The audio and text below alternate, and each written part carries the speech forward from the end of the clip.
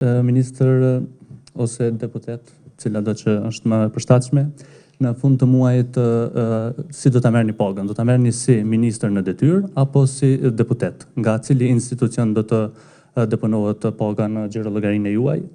Kur e lexuat nenin 70 të Kushtetutës pikën 3, në pikën 2 thotë që mandati i deputetit të Kuvendit të Kosovës fillon me certifikimin e rezultatit. Si kanë refuzuar deputetët mandatin kur Kushtetuta thotë se ata e marrin mandatin me certifikim të rezultatit, dhe kur po thoni që nuk keni pasur nevojë të jepni dorëheqje, meqense në ligjin për zgjedhjet thuhet se mandati i qeverisë përfundon, nuk ka nevojë të jepet dorëheqje meqense ka përfunduar mandati, meqense nuk pat nevojë të jepej dorëheqje pse u dha dje, ku thatë që të gjithë ministrat e kabinetit kanë dhënë dorëheqje ose ja kanë dorëzuar dorëheqjen kryeministrit në detyrë Albin Kurti. Një situatë goxha e paqartë se të paktën cili është versioni juaj që ju e konsideroni që është i qartë.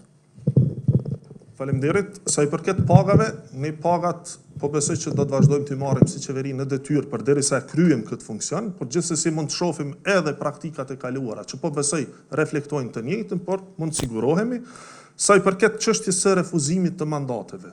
Pra po ti mund ta pranosh ose mund të bëhesh deputet, e fiton të drejtën e të qenit deputet me rastin e certifikimit, sepse ajo është zëri, e fiton mandatin, por materializimi i mandatit, Kushtetuta e parashë edhe një hap të dytë që është betimi i deputetit.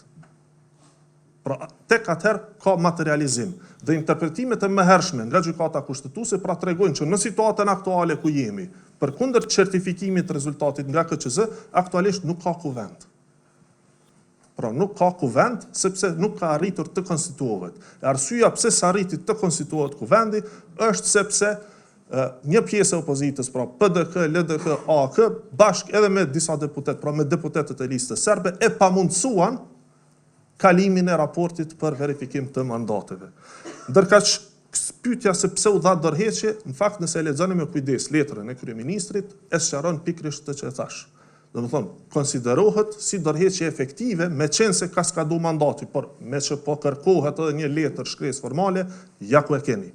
Por e thot pikërisht atë, nëse e lexoni edhe një herë, pra është pikërisht kjo që më datën 23 mars është konsumuar, pra sepse ka skadu mandati i qeverisë. Dhe që nga ajo ditë, pra jemi qeveri në detyrë dhe vazhdojmë funksionet deri në ardhjen e qeverisë së re.